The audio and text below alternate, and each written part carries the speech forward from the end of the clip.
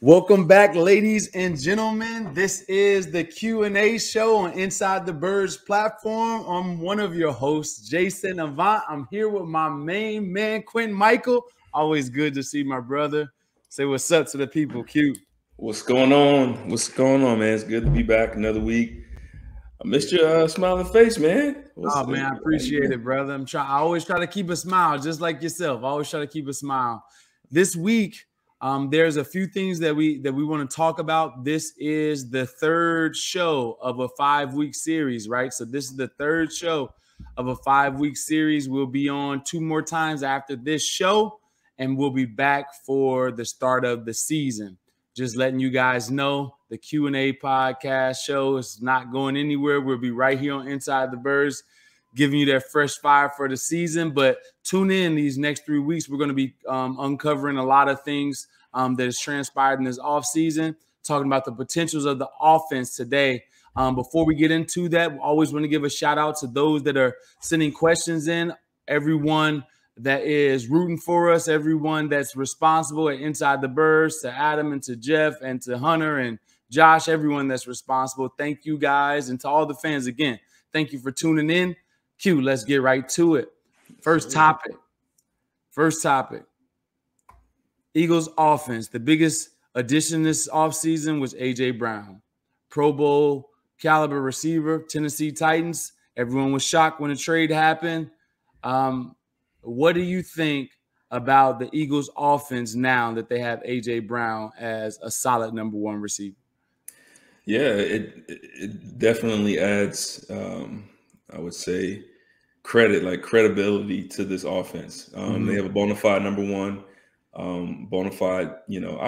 I wouldn't call Devontae a 2. He's more like a 2.5 at this point.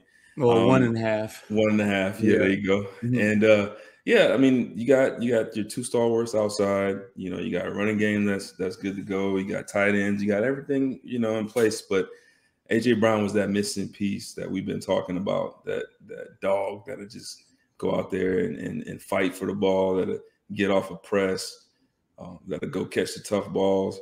So I'm very pleased with the addition. I was celebrating it just like everyone else. So it's definitely a great move by this front office. Yeah, so I agree with you. I'm expecting him to be more of an X-style receiver in this offense. But I will give you guys just a heads up of what he's done in the past. He's caught a lot of balls from the slot over the last 3 years. A lot of them, not just a few, a lot of them, because he was the joker, like a joker would be on defense where you have free reign and free autonomy.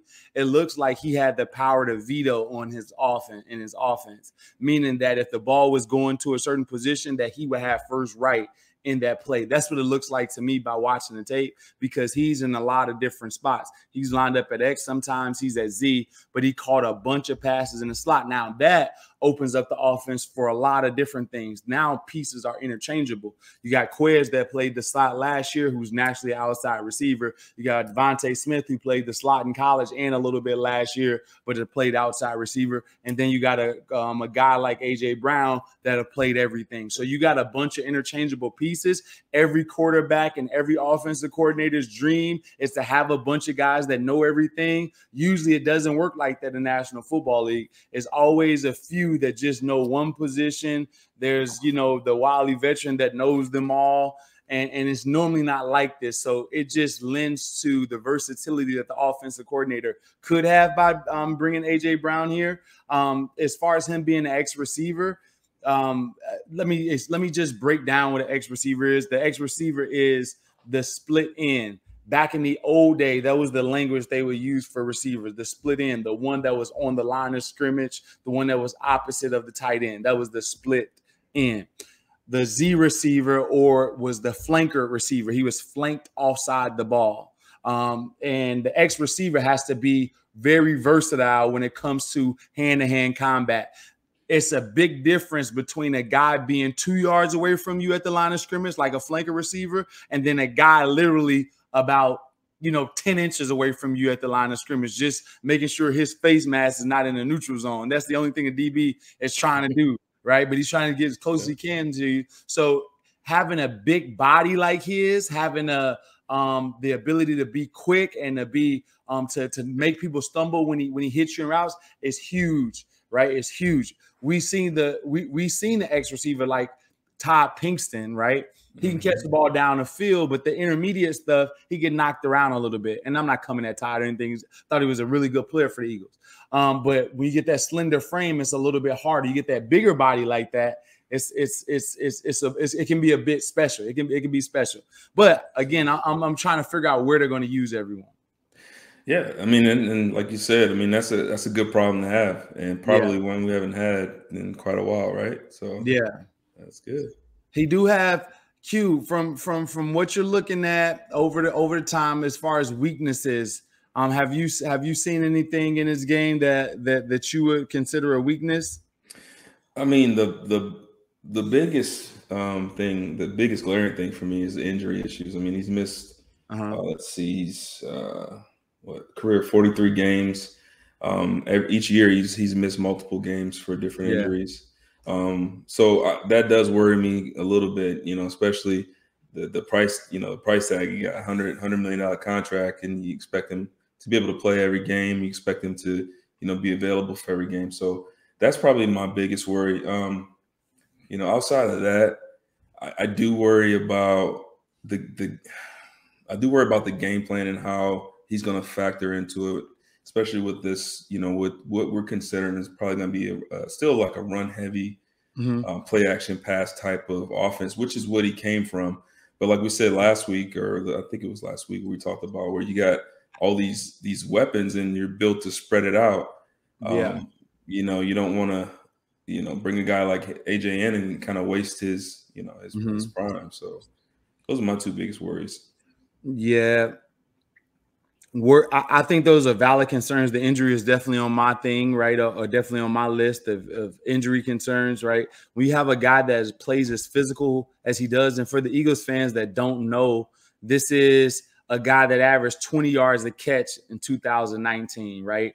15 yards a catch in 2021, right? 14 yards a catch in 2000. I said 15 in 2020. 14 in 2021, 13, 14. So we're talking about a guy that has a natural ability to run after the catch, and he's going to take on a lot of hits. He's going to shed a lot of tackles, but there's going to be some guys that get underneath those pads or in between those pads. It just happens. Like you got a lot of pads on, but there are spots that are still uncovered. And when you take on that much, run after the catch, you become a running back. And we see what happens with running backs in this league where they don't get paid like they should get paid because their longevity is not there. And with a guy like him, a guy like Deebo Samuel, these guys eventually are going to get tagged as far as a solid hit, and it can lend to more injuries. So that's one thing. And then you begin to see the drop off in production that he has. I'm not coming at him. I understand that injuries is taking a part in this. Here's what I will say. When you consider, okay, his rookie year, right? When I say drop off of production, right? 20 yards. Then he's down to 15 yards. Then he's down to 13, 14 yards. That's a drop off, right? You had 1,000 yards. Then 1,000 yards again. That went up. And then now you had 900 yards this past year, right? Catches, you were 52. You went up to 70 in the second year. Now you're down again, right? So there is some sporadic. You want that young receiver in his third year, fourth year to always be crescendoing, going up, right? Not going up and down. Eventually it'll be a net positive of like the stock market, but you want it to continue to go up. You don't want down years. Now we're talking about a small sample size, so I'm not getting too far into it. So those are just some weaknesses. Other than those things, when it comes to him being at the line of scrimmage, he really doesn't have many weaknesses there. Like I said, we have that bigger guy that is as physical as he is. He's going to naturally make the defender stumble. And that's an underrated talent for a receiver. At the top of a route, when you got a big body and he gives you that little nudge, it seems like the DBs always seem to stumble out of the break. That's why he's like wide open. or at the intersection point where the ball is coming down. There's guys right near him, but he ends up coming down because his body, they get so close to his body. It's like, oh, that's a brick wall. And they begin to stumble because they're not as strong as he is. That is an underrated talent or gift to have. And most people don't see it in the NFL anymore. But T.O. and the big ones, like you run up on him, it's like, yo, I didn't realize he was that strong. And he definitely has that. Anquan Boldin, like I see. Okay. Not running past anybody, but you get up on him and you think, okay, I can jog next to him until he give you that lean, and then you can't recover from it. Yeah, I used to hate going against them kind of guys, man, because like you said, and those type of players are always tough because they're strong and. Like when you're in a break point, you're in a vulnerable position as a DB. Like you're already moving backwards, sideways. You're already kind of off balance as it is. And then when you got a guy that knows how to use his body, knows how to use his strength, and hit you with just the right enough to get you off balance, it's tough. And then the worst part about that, you're off balance. He catches the ball. Now you got to regather and come and try to make a tackle. So I agree with you, man. And he's the type that makes a difficult catch and don't go down. Like me, if I had to contort my body, I wasn't athletic enough to stay on my feet, right? So if I had to do like a dipsy-do type of a catch, I'm going straight to the ground because I didn't want to tear my knee up because I knew I wasn't that athletic. But this guy is that athletic. He can make a circus catch and still land on 2 feet. And it's happened over and over and over again on the film where he's the last guy standing there like, oh, he's going down. No, he's still running. So he's a special talent, and his contested catches are lying, meaning in 2021 it's not as good, but over the past 3 years it's actually really, really good. His contested catches and some big time plays that are being made and critical moments. So I judge that more than the casual. He isn't performing well in contested balls in 2021. He really is when you look over a larger, sample size. All right. So now just a few other things concerning A.J. Brown. All right. So cover one. Titans, the Titans saw predominantly cover one just because you got Derrick Henry, right? And you got a run game. You have all that. So you were seeing cover one a lot. So he was getting those one-on-one matchups. Our defense or our offense can get cover one. We've gotten cover one. We've struggled a little bit versus some forms of cover one, some forms, depending on the situation. And the only times we really struggled is when they had a fast enough defender type to be able to key on Jalen, like in a Tampa game in the playoffs where they had those 2 fast linebackers that he really couldn't get loose the way that he wanted to. So when you have fast linebackers, maybe you can place a little bit of man, but historically you don't play man versus running quarterbacks, right? But our team runs the ball so much that teams have to bring that extra guy in the box, which lends to that. So if we haven't showed a bunch of success at man, how is that going to bode for like A.J. Brown? I think it helps us. Because if we are not having that much success and this guy's getting 20, 15 yards a catch in man-to-man, I think that's a win-win situation for us. Either way it goes. Yeah, I agree. For me, though, like the main thing I would always look at, if I'm a defensive coordinator, the main thing that I'm going to look at if I'm going to choose to play a lot of man, cover one in the game is how accurate is the quarterback.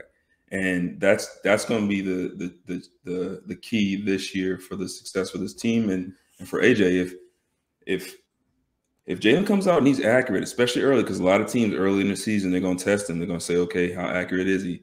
Especially if they have 8 in the box. Especially if, like you said, if you have some fast linebackers that can get with Jalen down the field, so they're going to force him in the situations where he's going to need to, be accurate, put that ball in the spot, and try to make him win those one-on-one areas, those one-on-one throws. So it'll be interesting to see early on. I think if he's able to be accurate early, they'll be very, very successful. I'm looking forward to it. We'll see. I think having A.J. Brown helps us out a bunch with that. Now, does the presence of Devontae Smith at Z? I think we're assuming, right? We're assuming this because there's, like I said, there's some interchangeable like dynamics to this receiver core, and Devontae will need more help off the line of scrimmage. You know, at the flanker position, he'll need more help than AJ Brown. But to be honest, the body types are like reverse, because when you look at like historic like West Coast offense, is usually a lanky, fast dude at the X position. And it's usually a bowling ball or like a yards after the catch, reverse, you know, high catch volume guy at the Z. Dez Bryant or someone like that. Yeah, it's always that type. Because like I said, this offense was always built for Jerry. Right. So, and that's the thing, like this still prevails. Everyone thinks it doesn't. No, it still prevails. Like the Z will always get more targets than everybody else. If you're the Z in the West Coast offense, you're going to get more targets than everyone else. Yeah, that's just how it goes. It was built for the tight end, and it was for Clark and Jerry. So with that being said, like, how would you defend somebody like Smith, right? So now that you got someone, your best corner, you know this from a defensive standpoint. We got Asante or Lito or Troy, whoever it was when you played, the number one guy, right, on AJ Brown. How do you defend Devontae Smith now from a defensive perspective? If I'm a defensive coordinator, if I'm a defensive coordinator for the most part, on the X side, I'm gonna roll coverage in front of his face with help over top. So I call that 2-man, right? So on one side, and I'm gonna play a combo coverage, cover 7, right? I'm a guy in the inside shade of the X, jamming with a safety over top, and then to the Z side, I'm gonna play quarters. And essentially, what you're gonna see, they're probably gonna see with the Z side is a lot of essentially it ends up becoming like a double coverage on the Z, because usually tight ends don't. What's that? If he's going vertical. Yeah, if he ends up, if Devontae is at Z and he's ended up going, let's say he runs a go route or he runs a post route, he's going to pick up safety help. The corner's going to be outside in, so that's going to be a dedicated double eventually.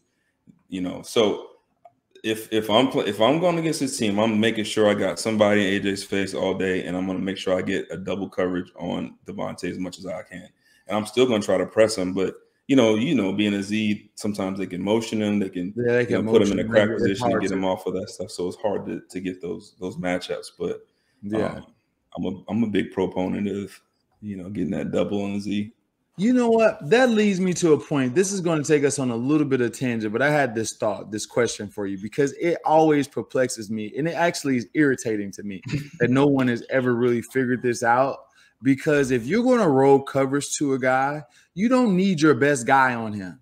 Mm-hmm. And I don't understand why defensive coordinators roll coverage to a guy and still have their best guy on him, rather than rolling coverage with him with the lesser defender playing underneath him with the safety help on top, and then having your best guy take away number 2.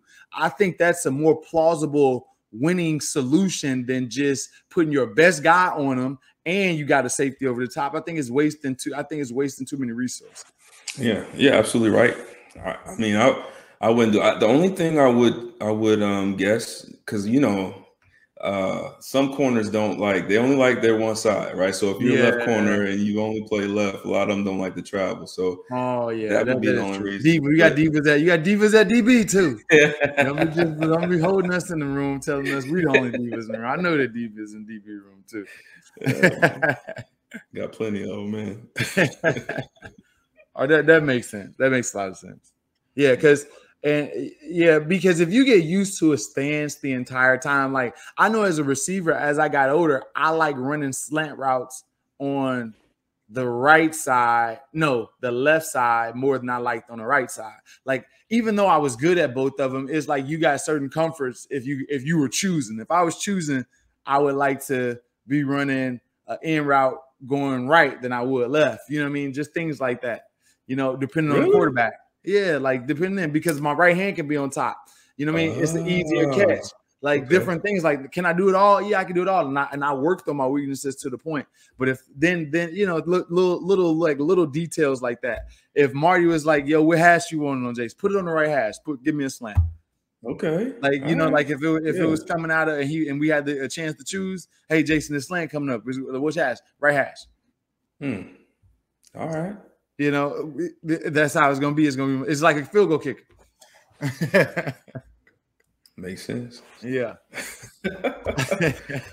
Let me hold on. I don't know if we ever asked it. What is your favorite route? What was your favorite route to run?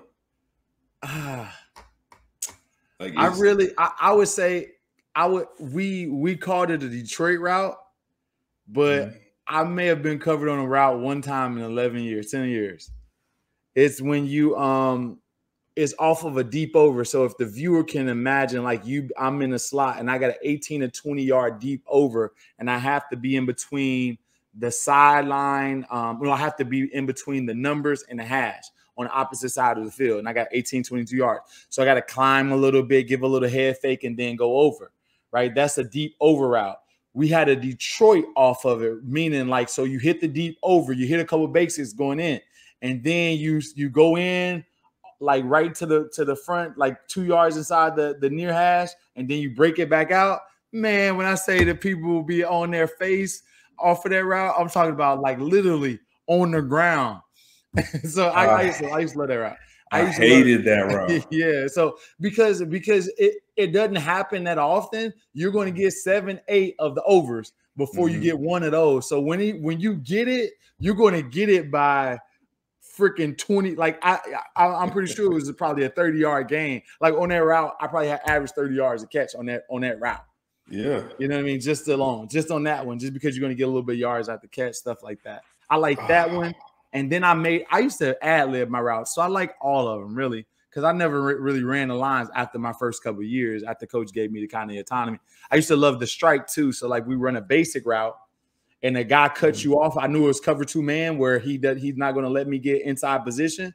And it may be – you can take the middle of the field, but it's like a low percentage throw. So what I would do is I would go up about 6 or 7 yards and just beeline it across the field and make him overplay it and stop and come back out. I made Charles Woodson fall down on that route. Now that was happy. I was like my second year. You just out there creating routes, man. Yeah, that ain't even in the book, man. Listen, I told the quarterback what I was doing. I'm like, listen, I'm gonna make it on your timing. You got this is a 5-step drop, like a 5-step in a hitch. I'm gonna make sure I'm there on your timing. As long as I'm there on this timing, it is a route. Like if he dilly-dallying and running around and being McNabb, then he make up something. But if it was on time, most of the time it was on time. Nick Foles loved me doing that. He's like, dude, strike it. You know the worst part about that too, and we'll get on after this, but the worst part about that is we on defense we'll sit there and study that route for like an entire week. Like what is he doing? Like how does he know to run that route? Like trying to find keys, all kinds of stuff. Yeah. And he was he just you just overplaying. Like I know that it's your like you only run the route if somebody's cheating. Okay. And that's what 22 man is. It's a cheat coverage, like because you're trying to get in, and this dude is trying to wall you off. Is you really cheating, right? So I just go in there and shove you, and after a while, D'Angelo Hall would just like grab me, and I ended up getting a tussling match with him in the middle of the field. But I'm stronger than him, so I ended up like pushing him off and still catching. He's like, "Man, I hate you." Dante Hall, man. Yeah, man, it's funny. All right, let's keep it moving. Expectations for DeVonta Smith this year 2. What's your expectations of him, Q? Let's go with both of them. Let's go DeVonta Smith and Quez Watkins. You can speak to both of them, right? Because Quez is in the slot a little bit, but I want you to speak DeVonta first, then go right into Quez. Yeah, I expect DeVonta to continue his rise. Having one year after 1 year under your belt, I thought he was very productive last year. I expect him to, hopefully he can bulk up a little bit, get a little bit stronger. I mean, last year had a good year: 64 catches, 900 yards, 14 yards a catch, 5 touchdowns.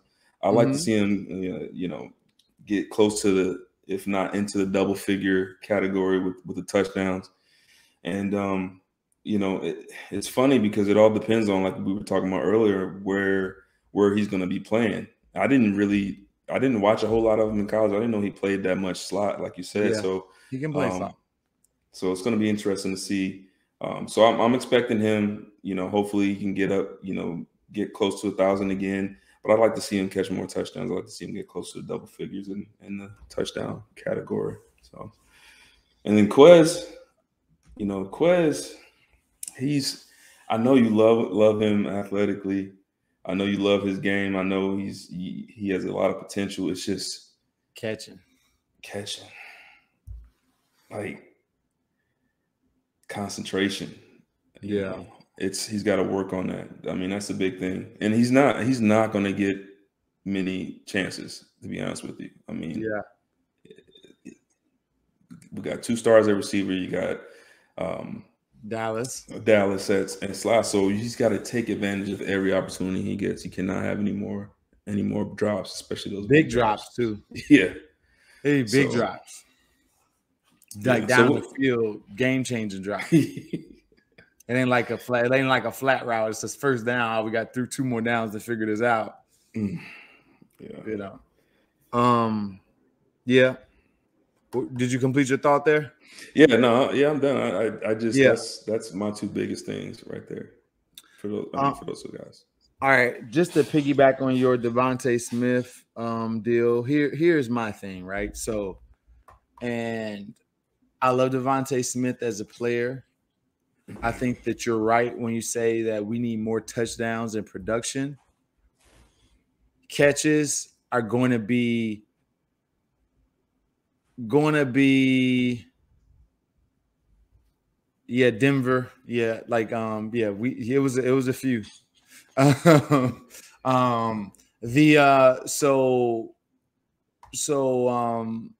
DeVonta, speaking about DeVonta, like he's going to have more than 5 touchdowns just because of this. Now you have to spread out your targets to AJ Brown. You're the number 1 rated rush offense in the National Football League. And we didn't even rush the ball that much at the beginning of the year, you know, because we had our first 2 games rushing and then we went away from it for about 5 games. Yeah. Right. Mm-hmm. And so it's just opportunities not there. So he's going to have to come up with ways to make it more efficient and to make the most out of his opportunities, because I don't see him getting the same amount of targets this year that he had last year, not in the offense that we've seen, unless they're willing to air it out more. And I don't necessarily know if they are willing or comfortable to do that. So impact should be the operative word for the receiver coach, because everyone wants to catch 100 balls. Everyone wants to catch 90 balls. But it's not about you catching that many. It's about how much impact you can have on the game.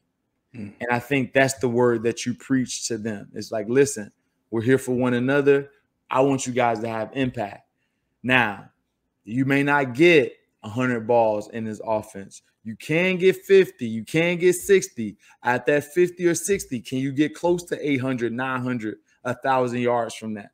How much impact can you have? Yards after the catch.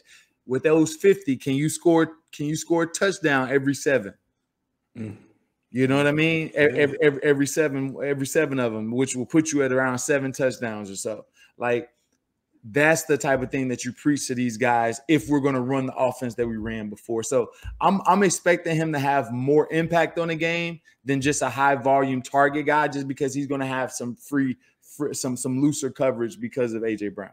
That's what I'm thinking. As far as Quez Watkins is concerned, Quez had some notable drops, like some down the field ones. I definitely remember the one in Denver, and it was another long one down the field as well. Dallas? I can't remember, but it was a deep ball drop as well. It may have been the Raiders, but I can't remember. I can't remember the other game. But when it comes to slot, I don't necessarily see Quez as in the slot this year. I just don't. I think it's bad coaching to have him in the slot anyway, because I think that he can affect the game better from outside, even if he's not getting the ball. You can use that 4-3 down the field the entire game that makes a team stay honest. And every now and again, just put it up to him when there's a cheat, right? When somebody's cheating on Devontae, when somebody's cheating on Dallas, when somebody's cheating, like always put him to the side of one of those two guys. Him, like Devontae Smith, Quez Watkins, Brown, Quez Watkins, right? So now when a safety cheats up on an end breaker from AJ Brown, now he's one-on-one, Quez outside leverage, post 4-3. That's where he needs to be. He's going to make the most impact, and you have better receivers that can run, that can play the slot better than he can. That has a natural feel, that has better hands than he does. So, and has a better body type for the slot than he does. Like his body type and build is not suited for it. Even Devontae's body type is not really a slot, but he has a natural feel, so he can overcome that. Quez doesn't have that natural feel like Devontae Smith does of zones and windows and things like that. He just doesn't. But he has a lot of value on the outside, and he can run by people, and I hope he can do that this year on the outside. So I wouldn't be surprised if he is out of the slot picture completely, and they're interchanging Brown and Devontae Smith per to play. Now, I wish this offense would develop into inside the hash offense when it comes to throwing the ball. Yeah. Jalen doesn't do well in that. He likes to go outside. Yeah. But I wish we would develop, because that's the easiest and the most efficient way of getting big chunks. It just is. You got more matchup nightmares in there when you start putting Devontae Smith, AJ Brown in there, Dallas in there. Is more options for the receivers. You don't have the sideline to worry about. You got to be a better quarterback in order to be able to see it. That's all. That's a good point. Good point. Yeah. I like it. Yeah. Yep. Okay. Got a game plan. There we got a game plan. All right. So let me throw this one out. All right. So yeah, you got that. So we got Miles Sanders, right? Do you think that the Eagles should, basically ride with Miles Sanders for the most part, or do you think, we should start getting Kenneth Gainwell more involved into the offense? I think you have to get your money's worth out of Miles Sanders, right? So if this is his last year with the team, and you have the mentality of these guys are just serviceable, we're not going to pay them money. Your job is to get the most value out of it, right? Mm-hmm. Now, Gainwell is a better pass catcher, and he definitely has a place in this offense, as well as Boston Scott. Boston is always going to be the best reliever for running backs in the league, right? Because he comes in and you really don't miss too much of a beat with him because he produces. But I think that you have to get all the wear off the tread there. You got to put the tires on and just ride them to their ball when it comes to Miles Sanders, because he is a home run hitter. He's got to hold on to the ball, and if he holds on to the ball this year and he does knock a couple out of the park, maybe to get some money from it. I just hate that they don't sign Jordan Howard back. I just don't understand Jordan Howard. I don't. What do you got to do in this league in order to keep a job? That's damn. Crazy. The guy goes for 4 yards, 4 or 5 yards every single time. Plays under his plays with his pads. There's no nonsense runner. Picks up the blitz. Dang, is it that where you just don't value it? I just think that sometimes offensive coordinators and people of that nature just need to be slapped. Right? just slap the hell out of some people, because you got to understand the game, the long game. Yes, you got all these fancy toys and they can hit a home run and all of that stuff, but when it breaks out at the end of the night, when it's time to throw your hands up and somebody score off on you, do you want Miles Sanders or do you want Jordan Howard? Right? Yeah. Listen, when I need a yard or two, I want Jordan Howard.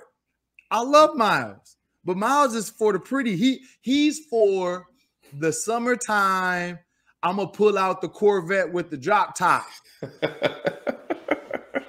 It's winter in Philly. It's cold. I'm gonna put these snow tires on this Durango, and that's Jordan Howard. Man.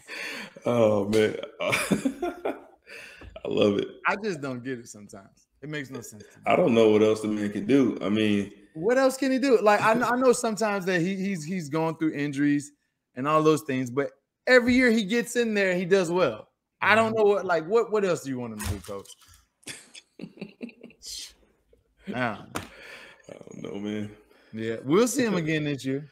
Yeah, we'll see him again. Week 2 or 3. Well, yeah, week 2. Jordan Howard back in lineup. Yep. Five rushes for 40 yards and may not touch it again for the next 3-4 games. All right, let me get off my soapbox. I love it. Let's go to point. Let's go to topic 2. Before we go to topic 2, this show is brought to you by Lounge Trampoline Park in Denver, New Jersey. Make sure that you come on to Lounge Trampoline Park. We'll give you a good time. I hit your kid upside the head with a dodgeball, dunk on him on the new slam ball courts, and/or beat him in a time obstacle race on the Ninja Warrior court, or destroy him in laser tag, or beat him up the rock wall and rock climbing, or anything else that's competitive. Make sure to bring your sons or your daughters so Jason and Devon can kick their butt. Brought to you by Launch Trampoline Park. I love it. I gotta try that rock wall, man. Every time I go there, I look at it. I'm like, man, I want to try that. Yeah, going up there. I got you. Next time I go up there, I'm gonna beat you up there. There's gonna be a competitive thing that's happening for the next 30 minutes until you win. As long as I make it up there, dang it. Yeah, you got it. Yes, sir. All right, so yeah, let's topic 2. You got it? Yeah, let's go. Offensive scheme and philosophy. Let's think about it. With the Browns' addition and year 2 of Jalen Hurts starting, will Nick Sirianni open the offense up, the passing offense up? Pose this to my main man, Quentin Michael. And I got some stuff for you regarding this. But go ahead. That's a tough one. It's hard to just say that. I think early on he's going to have to try to open the offense up, and based on whatever happens those first couple games, they're going to have to adjust. Almost similar to what happened last year. This is his second year in this offense, so you would expect some progression from Jalen. We'll see during training camp. We'll see during a little bit of the preseason whether or not that's coming to fruition. But it's hard to tell at this point if they're going to just automatically open offense up. I think they should. I think that they're going to need to. The question is going to be whether they can. And, that remains to be seen at this point. All right. Here's my thing. Okay. So we made the playoffs in a year that nobody expected us to make the playoffs, right? 2021, I did not expect the Eagles to be in the playoffs. I'm just letting you know flat out, Frank, I didn't expect our team to be in the playoffs. Now, call me a doubter, call me a hater, whatever. Based on our roster and based on the way we played for the most of the year, we shouldn't have been in the playoffs, but we happen to be in one of the worst divisions in football, and the NFC East was lacking that 7 team, and they added a team to the playoffs. So if we wouldn't have been, added an extra team, we wouldn't have made it to the playoffs, right? So, like I said, we're that borderline team. That borderline team found a solution. Mm-hmm. The solution was running the football. Let me read off a few stats for you. 550 attempts, number 1 in the league, first. 2,715 yards rushing, first in the league. 4.9 yards a carry. The leader was 5.1. We were 4th in the league. 25 rushing touchdowns, most in the league, first. Do you take a chance in opening it up and to give away that? I think Kelsey came back because he enjoyed running the football so much. Yeah. Good point. You know, I think our offensive line played well because they did have balance enough. Okay, yeah, you keep talking that we're gonna run the ball in a second. I'm gonna be able to get right in your face, right? I'm gonna be able to hit you sometimes, and that's a balance. You start leaning on these guys in the run game. Now it's easy to pass protect. True. You know, so I think that it isn't a broken formula. I think that you still can throw the ball, but I don't think that we should be trying to spread it out with our quarterback. Okay. Unless he comes out and he turns into Russell Wilson this year, Warren Moon this year. You know what I mean? Yeah, unless that happens in the first couple of games, you're like, yo, this is not dink and dunk at the line of scrimmage. This is 20-yard over routes and dig routes and posts that he's hitting in stride. And that's a whole different subject, a total different subject. But even then, you can't abandon the run game. And that was my point in calling out these stats, is that this is too good to abandon. Yeah, that's good. You can add to this the play action game, which is A.J. Brown's forte. Yeah, he's a play action receiver. So you go and you go and compliment us with that. Okay. I think we just have. There were still a lot of pass plays out there. We got to be. We just got to hit them. Yeah, I like that. Remember what about the receivers need to hit a word? Impact. The passing game should be just impactful. It shouldn't be a mainstay. It should be enough to keep people honest. And when it's there, we hit it. Okay. Yeah. That's so. Okay. I playing devil's advocate. All right. We got AJ Brown. Devontae Smith. Dallas. Right? Mm-hmm. That's a lot of resources pulled up into that receiving, tight end, but the pass catchers, right? Yep. I wonder if at some point, even if you're winning, if someone's gonna say, listen, man, we got a lot of resources pulled up in here. Let's open this passing game up.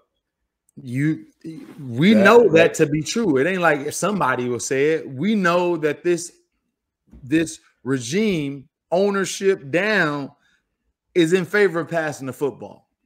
Yes.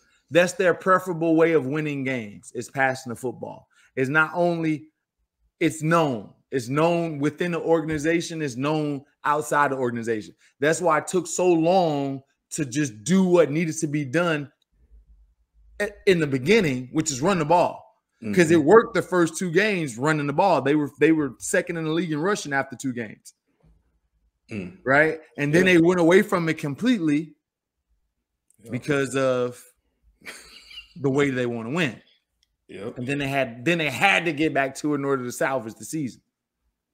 Right. So, yes, would that be a conflict of interest? Let's say hypothetically, right? On offense in a game, I would say that you got about 60 plays, 60, 70 plays on offense in a game. That's, if you're running the ball heavy, you may have 55, somewhere in there. But generally, you're going to be between 60 and 70 plays of offense, right? That means that our team can rush the ball 30 times and pass it 30 times. 30 rushes is a lot of rushes. 30 passes is just enough amount of passes to rely on the run game and not throw the ball too much with a young quarterback. Okay.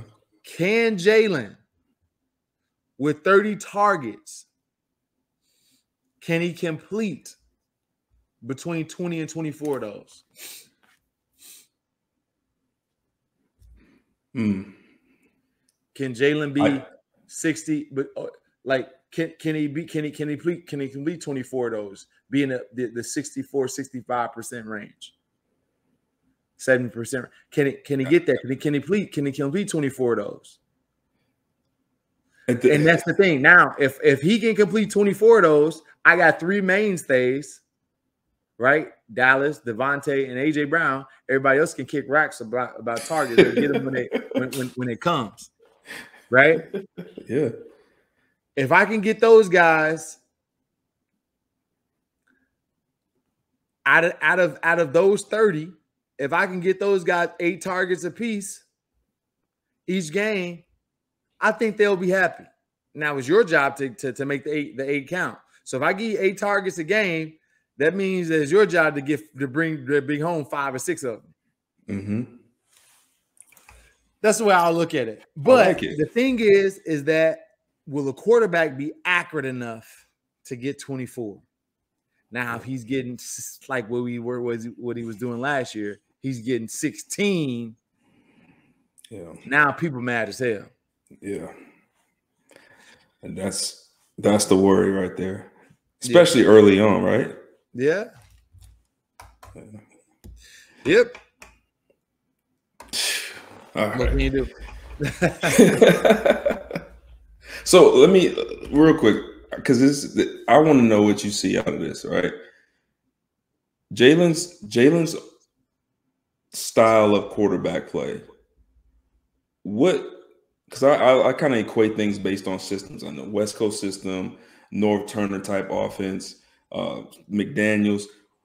Out of all of the different type of offensive styles, and I know we talked about it a little bit with the play action and stuff, but in terms of just straight drop back pass, where do you think what type of passing game, like what type of passing game you think suits him without play action? None. No, not of right now. And I'm not trying to be negative. I'm saying it's one of those situations where you have to build the offense around him. Okay. At this stage, you have to do what the Eagles have done. Go out and get people to help him, build an offensive lineup around him. We're basically following the playbook of the Baltimore Ravens. Because that isn't an offense that we know of. That's not the West Coast offense. It's not the, run and shoot offense. It's not the number system. It's elements of all of those in there, but it's based off Lamar Jackson's ability to be able to run the ball. It's not a bad problem. It's not a bad problem. What I'm saying is that in order for our engine to go with this team, it's the run game. It's the offensive line and the run game. That's the engine of our team, and that's what I'm trying to tell you. Is that because West Coast is dominant when it's on time. And I'll give an example. When a play doesn't happen on time for a West Coast receiver, we start jogging and start like trying to scramble. Like if I know if I run a slant route and I don't catch that ball by my third step out of that break, don't throw it to me. That means either I'm gonna get knocked out or in the play's off time. Right. In other offenses, I went to Carolina after this, and I was in Cam Newton's offense, which is more of a number system offense with the passing game, but it was similar to what we have here with Jalen Hurts, Lamar Jackson. It was very, very similar. Yes, we have a system that we throw the ball out of, which is supposed to be West Coast. But if the guy doesn't understand the timing and doesn't have the accuracy, it turns into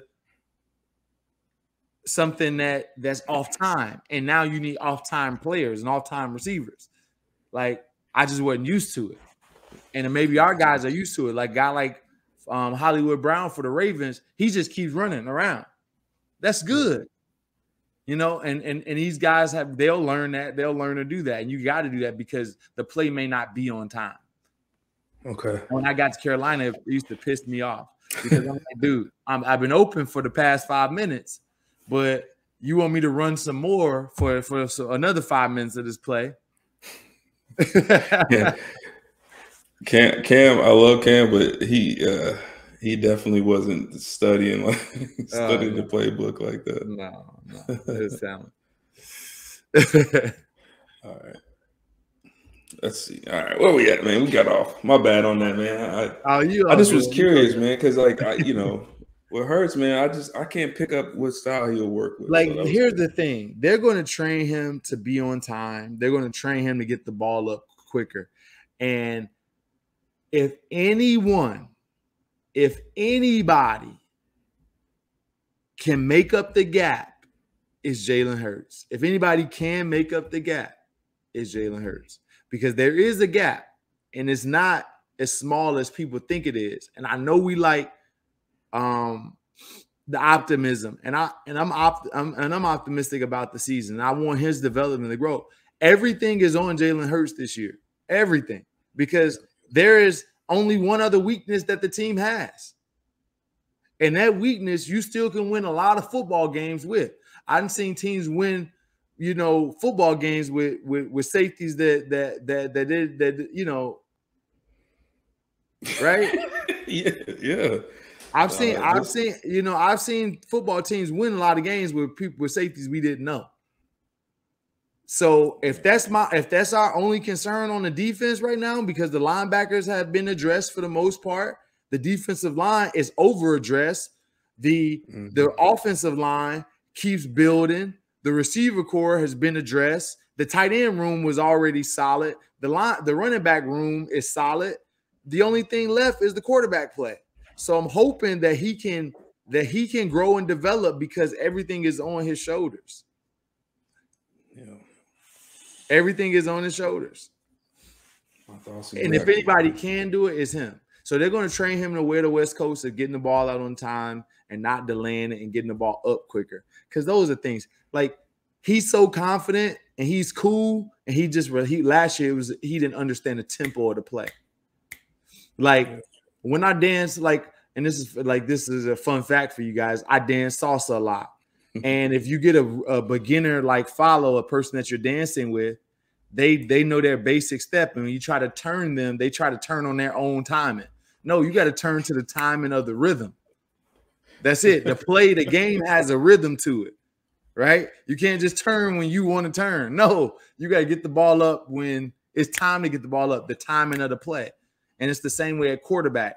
I know you want to look sweet with the nice little play action like you did in practice. No, the timing of the play says I need to do this a lot quicker. That's the game. Aaron Donald is on me in 2 seconds, so you need to get it up quicker. Do the footwork a lot quicker. Yeah. You say you're trying to look sweet. Yeah, sometimes. All right. Thank you for that, though, man. I like the breakdown. It's all good.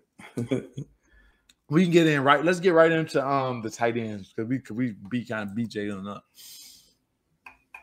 Oh yeah, tight ends. Yeah. So if Grant Calcaterra and Jake Sproul look good, should the Eagles consider more 12 personnel? Yeah, I mean, why not? You get an extra bite. Well, here's the thing, though. I mean,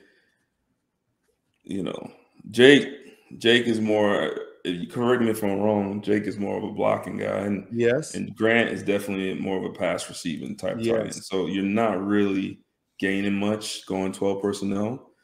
Well, with Jake you can gain. Yeah, with Jake, yeah, you're right. Yeah, but not Grant. If you put Grant's another receiver basically. So you kind of tipping your hat to what you're going to be doing if you have him in the game. So I personally think that 12 personnel makes it a little bit easier on a defense. You like that? You liked it from a defensive perspective? You like 12 personnel? I like seeing 12.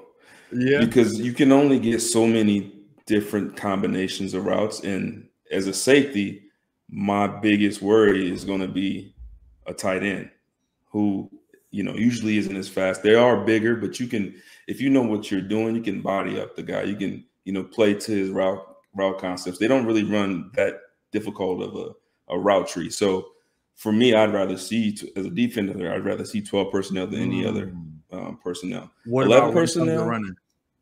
When it comes to running, no, because it makes my reads easier.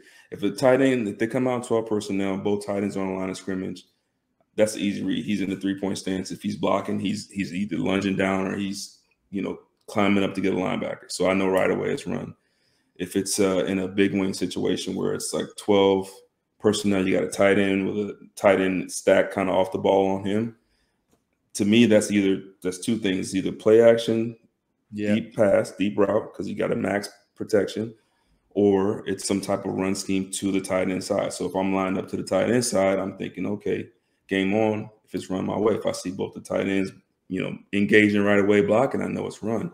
I don't have to worry about the receiver because he's manned up outside. So for me personally, as a defender, 12 personnel makes it way easier for me to diagnose the game. Now, when you're in 11 personnel, you got a slot.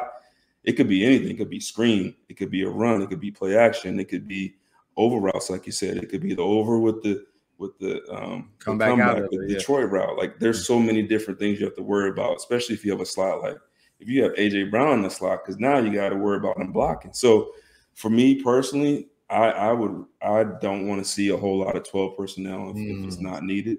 I'd rather see more. As an Eagle fan, I'd rather see more 11 personnel. To me, it's all about. Great job breaking that down from a defensive perspective. That's a great because sometimes we like hearing the word, oh, it's 12. It's 12. I hear everybody talking about it. It's 12 personnel. It's 12 personnel. I'm like, man, when I played, I would be offended if 12 personnel was there a bunch. Like, what the hell are we doing here? Well, he got a matchup. Man, I always got the matchup. Put me in the game. Stop playing. Like, you know what I mean? So it all depends on like matchups and who do you think is better? Quez Watkins, because he's going to be your third receiver, whether he's inside or outside, or Jake Stoll or Grant Calcaterra. Exactly. I think I'm gonna go with Quez Watkins. So let's eliminate that right there. Now, unless you see some deficiency that they're not picking up when people roll 12, like, oh, when they go 12 and they put two tight ends in the bunch, like they have a high tendency to play this coverage and you got to play for it. Okay, I understand that. Like if you're scheming them up and it's 12, but don't just come out there and just be in 12 for no reason. Yeah. I get you. I understand. All right, let's bring this thing home. What kind of defense look should Eagles expect? Cover 1, cover 2, zone man, based on what we seen last year. I'm going to say the 2-man coverage, especially early, you're going to get cover 1, and you're going to get cover 3. You're going to get, and they're both single safety middle. They're essentially the same thing, and that's only because you got to stop the run. Yep. You got to get someone in Devontae's face and you got to force Jalen to make accurate throws. You cannot let him you can't come out, sit in the zone, cover 2, let them run the ball all day on you. You can't sit in the zone and let Devontae and AJ find the open slots and let Jalen Hurts get the fire going early. So if I'm the defensive coordinator, I'm going to make Jalen Hurts beat us. And there's nothing more disrespectful to a receiver. Like you want a fight to break out on the sideline, let a team keep going man to man. Yeah. And a guy's ultra competitive and don't like to be covered and he's winning and we can't get him the ball. Because man to man is tighter windows most of the time. And you don't like playing man-to-man versus really great quarterbacks anyway, right? Because they're going to figure it out, right? And they're going to figure out a way to get a guy running free. Yeah. So man-to-man should be looked at as disrespect from Jalen Hurts' perspective and all the receivers' perspective. And yes, that's what teams will do to us in order to make Jalen Hurts say, to prove to them like he can beat us. And if a team is constantly going man against you, there's like they're trying to throw off your timing and it's man to man is usually saved in this league for third downs, fourth downs, and in the fourth quarter when the game is online because they're trying to get guys some breaks and stuff like that. If you're seeing an overabundance of man to man in this league with all the stuff that's going on, it's clear disrespect. because they're already set aside for those downs, third, fourth, and fourth quarter. Yeah. And it's about the end of the fourth quarter too, because guys be tired. You got to play 16 of these games. Like if coach keep calling man the whole game, the defensive backfield gonna be like, "Oh, coach, wait a minute." Hey, I got a story. Hold on, I don't want to do too. I forget what game. It was the Giants we were playing. This was when Stu Bradley was the middle linebacker, and it used to be when when a team was going no huddle, they just let Stu call the coverage. And the Giants, they were just rolling. Man, Stu we call it Mike 11. So it's a cover one nickel blitz where the Mike backer, all he does is blitz. Everyone else is covering the entire play. Oh, he just looks out for himself. Stu called Mike 11 like 8 times in a row. Finally, Jose looked at him like, "Man, you gonna call something else? You gonna call something else?" All he did was blitz the entire play. And then he's looking at us like, "Man, what are you guys doing? I'm getting in there." I'm like, "Well, if you're getting in there, then make the sack. Make the sack. Get in there. The entire field." That's so selfish. Mike 11. Stu, I love you, man. Wherever you at, I love you. But, that's you was looking out for yourself that day. All right, my bad. Asante ain't getting that. Yo. Oh, he was. Yeah, Asante ain't about to be playing no man that much.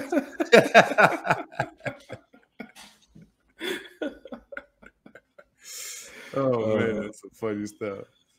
All right. All right. My bad. Yeah, no, you're good. You're good.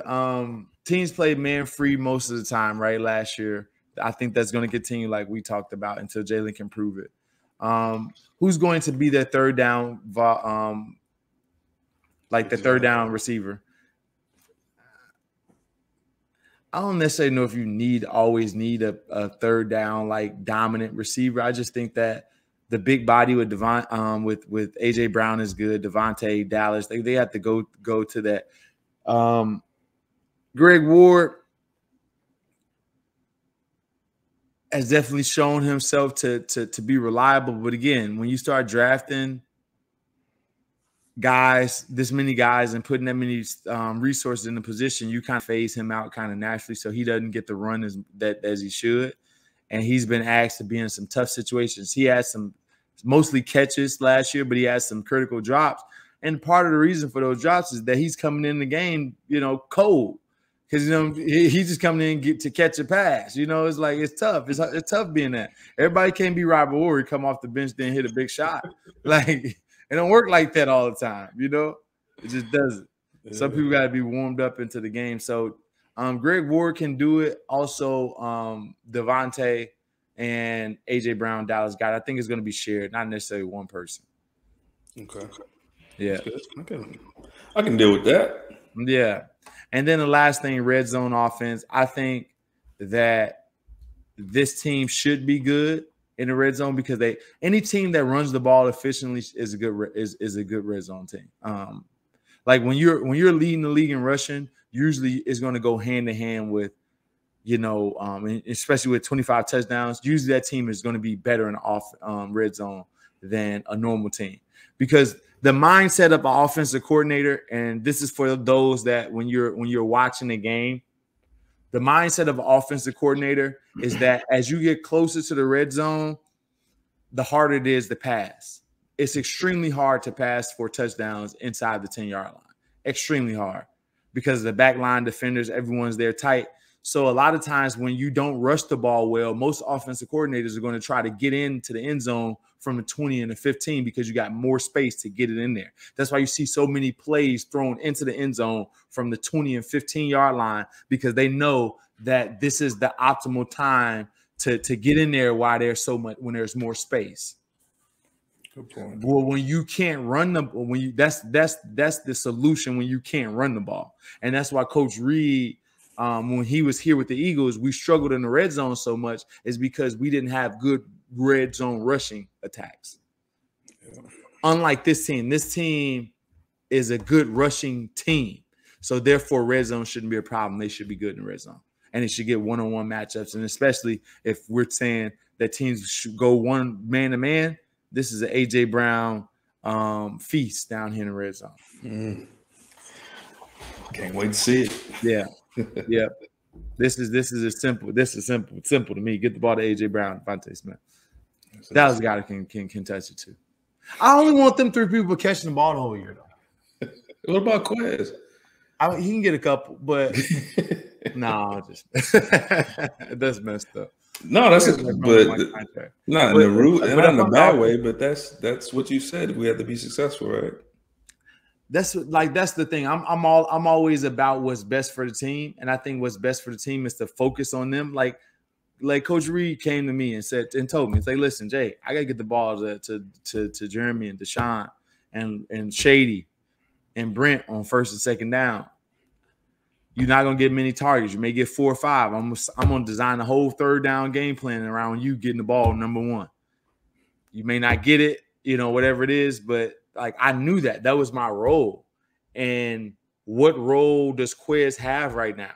His role is to take the top off the defense. He got to know that. Okay, that's my role. And when that ball's thrown to me deep, that's when I'm making my money. And guess what? When you can take the top off the defense, you don't need a bunch of catches. I'm going to give you a perfect example in order to get paid. Nate Washington for the Steelers. Nate Washington was a 3rd receiver for them, got paid boatloads of money running posts and go routes and only catching 30, 40 balls, but got paid number 1 money going to Tennessee. Mm-hmm. You don't need it when you that fast. You just need to have a niche. That's it. Yeah. I like that. Yep. I forgot he went to Tennessee. Yeah, he got 10. We went to Tennessee, got paid. He wasn't getting a lot of love in with the Steelers because they had Santonio and they had what was the other one? Was it Plex? No, I can't remember who it was. It may have been Plex and Santonio, or Plex and Hine. No, I can't remember. I can't remember who.